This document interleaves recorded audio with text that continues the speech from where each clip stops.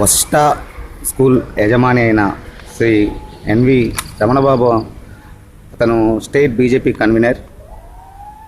అతని స్కూల్ పైన కాకుండా కుత్బుల్లాపూర్ సర్కిల్లో వివిధ స్కూళ్ళ పైన కూడా ఆర్టీఏ యాక్ట్ ద్వారా కొన్ని స్కూళ్ళ చరిత్రలు బయటకు తీయడం జరిగింది. వాటిలో ఈ వశిష్ట స్కూలే కానీ మిగతా స్కూళ్ళు కొన్ని రికగ్నైజ్ లేకుండా అనాథరైజ్డ్గా వీళ్ళు నడుపుతున్నారు. అలాగే గవర్నమెంట్ నామ్స్ ఏం పాటించట్లేదు. దీన్ని మేము ఎంఈఓకు కంప్లైంట్ చేయడం జరిగింది. ఆర్టీఏ యాక్ట్ ద్వారా చేస్తే ఎంఈఓ గారు ఏం చర్యలు తీసుకోకపోతే దానిపై మళ్ళీ మేము ఎంఈఓకు ఆర్టీఏ యాక్ట్ ద్వారా మళ్ళీ కంప్లైంట్ చేస్తే అప్పుడు ఎంఈఓ స్పందించి సార్ స్కూల్లోకి నోటీసులు ఇవ్వడం జరిగింది. దాంట్లో భాగంగా స్కూల్ యాజమాని గత నెల 19వ తారీఖు నాడు మాకు ఫోన్ చేసి బెదిరించడం జరిగింది, వార్నింగ్ ఇవ్వడం జరిగింది. అయితే అది ఇచ్చిన తర్వాత నెక్స్ట్ డే మేము ఎస్ఐ దగ్గరికి వెళ్ళాము, పోలీస్ స్టేషన్కి వెళ్ళి కంప్లైంట్ అతను ఇచ్చిన వాయిస్ రికార్డ్ కాపీని బేస్ చేసుకొని మేము కంప్లైంట్ చేయడం జరిగింది.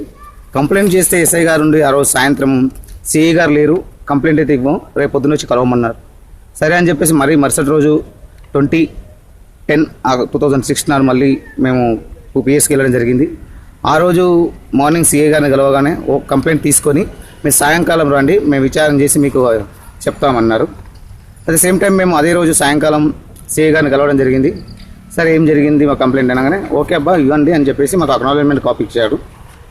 మా అక్నాలజ్మెంట్ కాపీ తీసుకొని మేము బయటకు వచ్చినాం. బయటకు వచ్చిన తర్వాత తెల్లారి నుంచి కంటిన్యూగా మేము సిఐ గారు అయితే సిఐ ఉండి మీకు కన్సల్ట్ మేము ఎస్ఐ గారికి ఎస్ఐ గారికి మేము ట్రాన్స్ఫర్ మీ కేసును అతనికి పంపిస్తున్నాము, అతను మీరు టచ్లో ఉండండి, అతను మీకు ఫాలోఅప్ చేస్తారు అని చెప్పడం జరిగింది.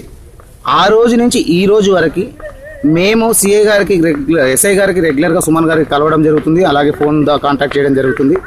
ఇప్పటి వరకు కూడా ఇలాంటి కంప్లైంట్ అతనిపై ఎఫ్ఐఆర్ కాపీ చేయలేదు. మేము అదే అడిగాము ఎస్ఐ గారికి, సార్ ఏమైంది, నేను ఒక కంప్లైంట్ ఇచ్చాను మీకు, ఆ కంప్లైంట్ ఇంతవరకు చర్యలు తీసుకోలేదు, అసలు ఎఫ్ఐఆర్ ఎందుకు ఫైల్ చేయలేదంటే ఇది కోర్టులో ఉన్నది, కోర్టు ద్వారా అవుతుంది అంటున్నారు. కానీ ఇంతకు మధ్యలో 25వ తారీఖు నాడు ఎస్ఐ సుమన్ గారు నాకు ఫోన్ చేశారు. ఆ రోజు నేను ఊర్లో ఉన్నాను. ఫోన్ చేసి సరే ఒకసారి పిఎస్కి రండి, పిఎస్లో మాట్లాడదామని చెప్పడం జరిగింది. సరే అని చెప్పేసి నేను లేను సార్ ఈరోజు అవుట్ ఆఫ్ స్టేషన్లో ఉన్నా, మార్నింగ్ మేము పిఎస్కి వస్తున్నాను చెప్పడం జరిగింది. అదే రోజు సాయంత్రం 5 గంటల ప్రాంతాల్లో నేను పిఎస్కి వెళ్ళడం జరిగింది.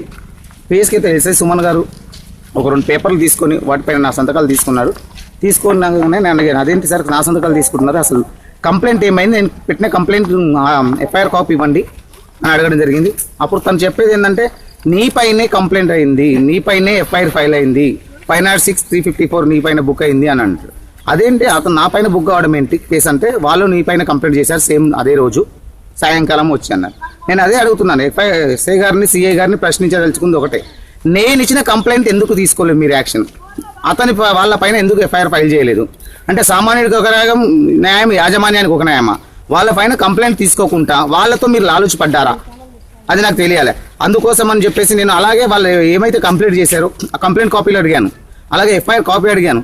నాకు ఎఫ్ఐఆర్ కాపీ కంప్లైంట్ కాపీ ఇవ్వము, మీరు కావాలంటే కోర్టు ద్వారా తెచ్చుకోనంటే నేను కోర్టు ద్వారా వెళ్ళి తెచ్చుకుంటే యాజమాన్యం ఒక మహిళ తరపున నుంచి పెట్టి ఒక టీచర్ అయిన ఆమెతోని నా పైన తప్పుడు కంప్లైంట్లు ఈ సిఐ గారి ప్రోద్బలంతో పెట్టించడం జరిగింది. దానికి నేను ఈరోజు వీళ్ళతో న్యాయం జరగదని చెప్పేసి నేను హ్యూమన్ రైట్స్ కమిషన్కి వెళ్ళడం జరిగింది. అక్కడ నేను కంప్లైంట్ ఫైల్ చేశాను, ఎస్ఐ గారి మీద ఫైల్ చేశాను, సిఐ గారి మీద చేశాను, అలాగే సేమ్ టైం ఆ స్కూల్ యాజమాన్యం ఎవరైతే ఉన్నారో వారిపైన చేశాను. దీని అంతటికి ముఖ్య కారణమైన ఎంఈఓ గారు వారిపైన కూడా నేను హెచ్ఆర్సీలో కంప్లైంట్ ఫైల్ చేయడం జరిగింది. ఇది కంప్లీట్గా హెచ్ఆర్సీ మీద డిపెండ్ అయి ఉంటుంది.